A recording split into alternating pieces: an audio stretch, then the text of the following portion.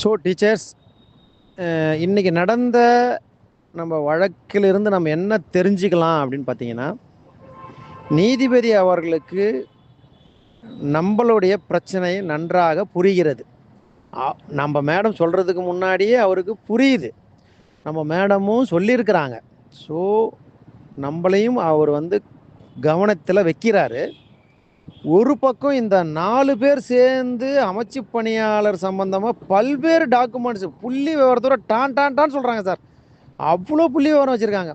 அரசு தரப்பில் ஒன்றுமே பேச முடியல. அப்போ இதுவும் பார்க்குறாரு, நம்மளையும் பார்க்குறாரு, அமைச்சு பணியாளரையும் பார்க்குறாரு, நம்மளையும் பார்க்குறாரு. முழுக்க முழுக்க அரசாங்கத்தின் மீது பயங்கர கோபத்தில் இருக்கார். அங்கே இருந்த எல்லா லாயர்ஸுமே, அமைச்சு பணியாளர் சம்மந்தமான லாயர்ஸாக இருக்கட்டும், அமைச்சு பணியாளர் இன்றைக்கி வந்திருந்தாங்க. கிட்டத்தட்ட ஒரு 15 பேர் வந்திருந்தாங்க உள்ள. கேஸ் போட்டவங்க வந்திருந்தாங்க உள்ள. அதாவது ராஜராஜ சோழன் கிட்ட கேஸ் போட்டவங்க ஒரு 5 பேர், கவிதா ராமஸ் கிட்ட கேஸ் போட்டவங்க ஒரு 10 பேர், சங்கரநாயக கிட்ட கேஸ் போட்டவங்க ஒரு 5 பேர், அந்த மாதிரி நிறைய பேர் இன்றைக்கி உள்ளே வந்திருந்தாங்க. அவங்க எல்லாருமே உள்ளே சொன்ன விஷயம் என்னென்னா, இவங்க யாருக்குமே போஸ்டிங் போட மாட்டாங்க சார். அவனுங்க இந்த கவர்மெண்ட்டு உங்களுக்கும் போட மாட்டாங்க, எங்களுக்கும் போட மாட்டாங்க, உங்களை நிறுத்தணும்னு எங்களுக்கு வந்து எந்த இதுவுமே இல்லை சார் அப்படின்ற மாதிரிலாம் சொன்னாங்க. பட் அது உண்மையாக பொய்யான்லாம் தெரியாது, அவங்க சொன்ன விஷயம். இப்போ இதுலேருந்து நம்ம என்ன தெரிஞ்சுக்கலாம் அப்படின்னு சொன்னால், 19ஆம் தேதி ஏஜி அவர்கள் என்ன வந்து அரசாங்கத்தின் சார்பாக சொல்ல போகிறாரு. இவங்க கவிதா ராமேஸ்வர் பேசுனதுக்கு என்ன பதில் சொல்ல போகிறாங்க, சங்கரன் நாயர் சொன்னதுக்கு என்ன பதில் பேச போகிறாரு, ராஜராஜ சோழன் பேசுனதுக்கு என்ன பதில் சொல்ல போகிறாரு, நம்ம கேஸ் நம்ம இம்ப்ளீட் ஆனோம் இல்லையா, நம்ம மேடம் பேசுனதுக்கு என்ன பதில் சொல்ல போகிறாரு. இந்த 4 பேருக்கும் அவர் பதில் சொல்லணும். அன்னைக்கு 19ஆம் தேதி அவர் என்ன சொல்ல வராரு அப்படின்றத ஜட்ஜு உள்வாங்கிட்டு இது எல்லாத்தையும் அவர் சேம்பரில் போயிட்டு அவர் ரூமுக்குள்ளே தனியாக அவர் ஜட்ஜ்மெண்ட்டை எழுதிடுவார். ஆல்ரெடி எழுதிட்டு 3 நாள் கழிச்சு வந்து ஜட்ஜ்மெண்ட்டை படிப்பார். ஸோ அன்றைக்கி தான் நமக்கு தெரியும். ஆனால் மேடம் வந்து ஜட்ஜி வந்து நமக்கு அஷூரன்ஸ் கொடுக்குறேன்னு ஒரு வார்த்தை சொல்லியிருக்காரு. அதை நாங்களே நேரில் கேட்டோம். மேடம் பொறுத்த வரைக்கும் பேலன்ஸ்டாக வரும் அப்படின்னு தான் சொல்லியிருக்காங்க. டீச்சர்ஸ், இதைத்தான் நான் வந்து ஒரு 3 மாதத்துக்கு முன்னாடியே சொல்லியிருந்தேன்.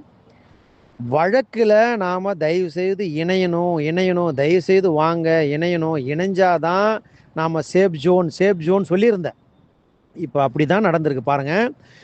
இப்போ ஒருவேளை பேலன்ஸ்டாக வந்தால், பேலன்ஸ்டாக எப்படி, ஸ்டேவை நீக்குங்க, இவங்களுக்கு போஸ்டிங், அமைச்சு பணியாளருக்கு ஒரு போஸ்டிங் கொடுங்க, ஏதாவது ஒரு மிஸ்மேட்சாக இருக்குது அதை சரி பண்ணி ஏதாவது ஒரு போஸ்டிங் போடுங்க அப்படின்னு சொல்லலாம். நமக்கு ஸ்டே வெக்கேட் பண்ணுன்னு சொல்லலாம்.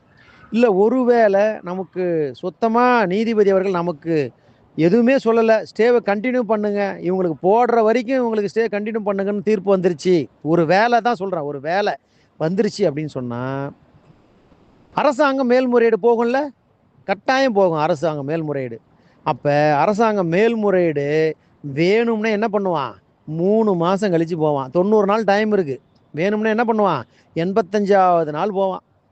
அப்போ நாம் அரசாங்கத்தை நம்பிக்கிட்டு இருக்கணும். இவன் எப்போ மேல்முறையீடு போவான், இவன் நமக்காக எப்போ பேசுவான், இவன் என்னைக்கு மேல்முறையீடு போய் எப்படி வாதாடி நமக்கு தீர்ப்பு சொல்லுவாங்க அப்படின்னு நம்ம என்ன பண்ணோம், அரசாங்கத்தை எதிர்பார்த்து கொண்டு இருக்கணும். இன்றைக்கி நம்ம இம்ப்ளீட் ஆனதால் ஒருவேளை நமக்கு நெகட்டிவாக ஆனந்த் வெங்கடேஷ் சார் வந்து தீர்ப்பு சொல்லிட்டாலும் நமக்குன்னு ஒரு ரிட்டு கிரியேட் ஆகிருக்குது. நம்ம இந்த கேஸில் இம்ப்ளீட் ஆனதால் நமக்குன்னு ஒரு ரிட்டு கிரியேட் ஆகிருக்கு. அரசாங்கம் போகிறானோ இல்லையோ மேல்முறையீடு, நாம் மேல்முறையீடு உடனே மேல்முறையீடு போகலாம். அப்போ வேற ஒரு நீதிபதி கிட்ட இது போகும், 2 நீதிபதி கொண்ட அமர்வு கிட்ட இது போகும். அப்போ நம்மளுடைய ஆர்கியூமெண்ட்டை நாம் எடுத்து சொல்லி அதுக்கப்புறம் நாம் அதை ஜெயிக்கிறோம், அது அடுத்த விஷயம். பட் நாம் இம்ப்ளீடே ஆகலைன்னா அரசாங்கத்திடம் கையெழுந்து காத்து கொண்டு இருக்க வேண்டும் அப்படின்னு மேடம் சொல்கிறாங்க. நீங்கள் இம்ப்ளீட் ஆனது வெரி வெரி இம்பார்ட்டன்ட். இது ஒருவேளை நெகட்டிவாக வந்தால் ஓகேங்களா.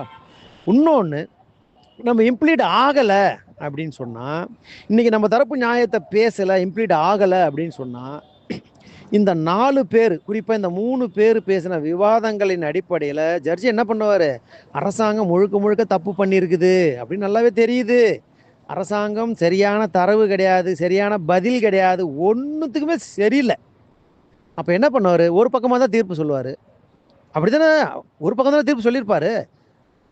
இப்போ நம்ம இம்ப்ளீட் ஆனதால் நம்ம தரப்பு நியாயத்தை சொல்லும்போது அவருக்கு புரியுது, ஆமாம் அரசாங்கத்தால் தான், அரசாங்கம் பண்ணுற தப்பால் தான் எக்ஸாம் எழுதி 3 எக்ஸாம் எழுதி கஷ்டப்பட்டு சர்டிஃபிகேட் வெரிஃபிகேஷன் முடித்து ப்ரொஃபஷனல் செலெக்ஷன் லிஸ்ட் முடித்து வேலைக்காக காத்துக்கிட்டு இருக்காங்க. டெய்லி கூலி வேலை செஞ்சுக்கிட்டு எந்த வேலைக்கும் போகாமல் அப்படின்ற விஷயம் தெரியுது. நம்ம இம்ப்ளீட் ஆகலைன்னா அரசாங்க நடந்துக்கிற விதத்தை பார்த்து அவர் என்ன பண்ணுவார், ஒரு பக்கமாக தீர்ப்பு சொல்லிட்டு இருப்பார். ஸோ இப்போ பேலன்ஸ்டாக தீர்ப்பு வர்றதுக்கு வாய்ப்பு இருக்குது. 99.99% பேலன்ஸ்டாக தீர்ப்பு வர வாய்ப்பு இருக்குது. ஒரு வேளை -1 பாயிண்ட் நெகட்டிவாக தீர்ப்பு சொல்கிறாரு அப்படின்னா நாம் இம்ப்ளீட் போகலாம்.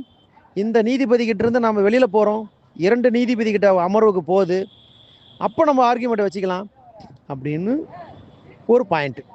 இது நம்ம இம்ப்ளீட் ஆனதால தான். இம்ப்ளீட் ஆகலைன்னா நமக்கு எந்த ஒரு பெனிஃபிட் கிடச்சிருக்காது. நாம் வந்து இன்னும் காலம் தாழ்த்திக்கிட்டே இருக்கும். ஏன்னா கவர்மெண்ட் மேல்முறையீடு போவான், 3 மாதம் கழிச்சு போவான்.